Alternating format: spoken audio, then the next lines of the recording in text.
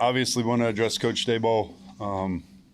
Very appreciative of my time with him these past 2 years. Has done a lot for me. Learned a lot from him. Really can't say enough good things about him as a leader and what he's meant to me over these past 2 years, and wish him nothing but the best. There's responsibility that falls on me. We haven't been good enough defensively, particularly closing out games.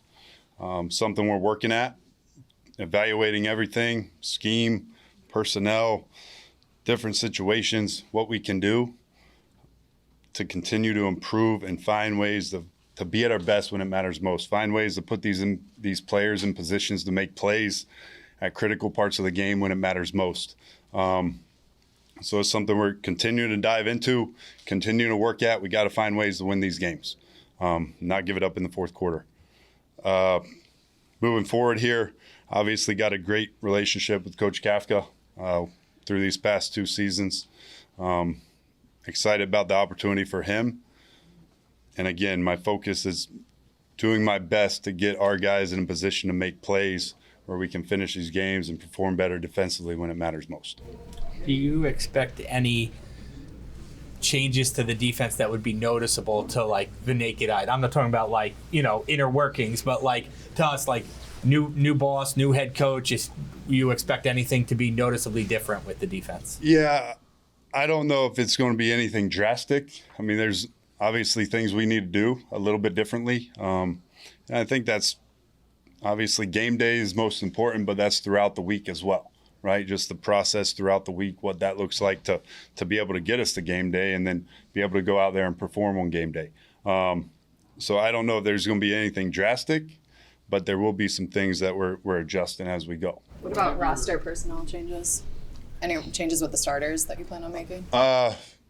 Right now we're dealing with a bunch of injuries. There's a bunch of guys. So, I mean, we'll work through that as the week goes and kind of see where that plays out. Anything you can like with Mike, he's a new set of eyes at the top. Like, what has he said that he expects to see you change or do better on your end? Yeah, I mean, I'll keep all those conversations private between me and Mike and what we have discussed. But again, the major emphasis for us is finding ways to be at our best when it matters most. At the end of these games, we have leads and doing the best job I can to make sure our players are in situations when the time comes, they can make the plays that are needed to win those games. Has Mike articulated different ideas on how to do that? Yes, we'd have conversations about that specifically. Was there any concern for you, like new head coach? Is he gonna, want somebody else to do this? Is he gonna want different play caller? I've seen other interim coaches make wide-ranging staff changes. Was that a thought for you, or you were like, no? I was focused on controlling what I can control, making sure I'm doing everything I can for these players and to get the results we want and to get the results these players deserve, and being at our best, again, when it matters most. And that's really where my focus has been here throughout this week. How much do you feel? Now, but do you see any commonalities, I guess, with these fourth quarters? Is it a matter of execution, fatigue, discipline? Are you seeing any commonalities at this point? Yeah, I mean, I think all 3 of them are a little bit different, just in terms of the situation. I think it's a myriad of things, like you mentioned. Ultimately, it's in these situations you look around the league, and as they come up. I mean, even the end of half ones that have came up at times, right? It's about finding ways to make plays when it matters most. And it starts with me putting them in position to do so where we can. And last week, I mean, you got to give some credit to Caleb too. Like, he made some plays and we didn't. They made the plays and we weren't able to. Abdul Carter. How much of this is he needs to improve some things, and how much of it is maybe you guys need to scheme up some plays for him to make to get some confidence going? Yeah, I think that's a good question. I think it's a combination of both. I do. He's had 3 sacks taken off the board by penalties, 2 last week. So I think it's a combination of both, just continuing to find ways to utilize him best and where we can put him, where he can be most productive and find some production for us. But, he's battling. He's out there competing every play. again, those things happen obviously with the penalties and the sacks that he had last week, but he continues to work hard, and that's our charge too, to help him. How much do you view confidence as something you're managing there also with him? Yeah, I mean, I don't think he's lacking confidence. I don't. I think he's probably a little discouraged, as all these guys are with where we're at right now, on a unit level and a individual level, and it's something we're working through together to make sure we're getting the things fixed that we need to get fixed. But I mean, I think he's in a good spot. His approach every week has been good.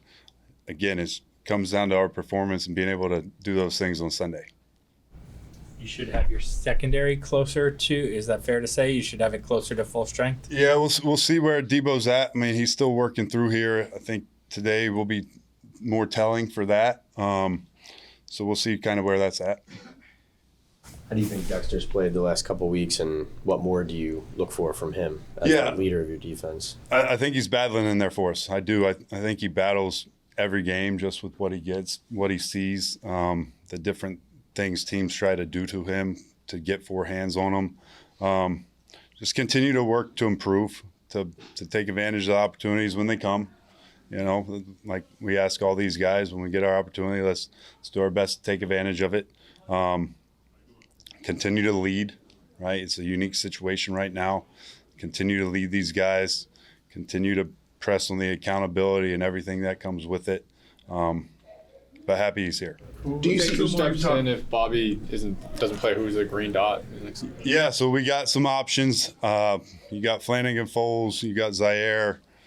Obviously, Neville's played a little bit, so we have some options there. Kind of went through it a little bit early in the year, where we were a little limited at that spot. So, guys will have some opportunities. They'll be able to step up and play, and hopefully make the most of it if that's the case. Wouldn't go back to a safety.